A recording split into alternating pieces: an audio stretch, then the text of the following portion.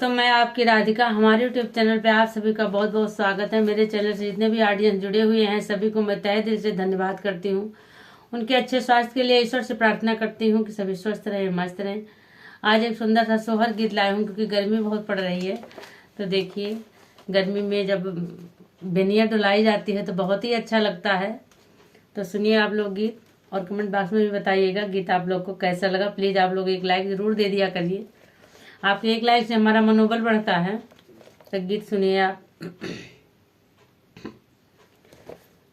हमारे ससुर जी के ऊंची अटरिया बयरिया न लागई, बयरिया न लागई हो। राजा तनिक तू बेनिया डो लऊ त्याजिया जुड़, वऊ त्याजिया जुड़ वऊता हो।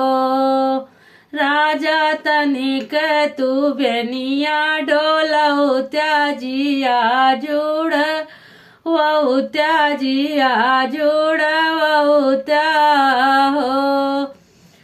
आंगने में सोवा तू मैया, दरवाजे पे बाहिनिया, दरवाजे पे बाहिनिया नु हो। रानी चुरुरु चुरुरु बेनिया बुअलई, सारा हमरे लागई, सारा हमरे लागई हो।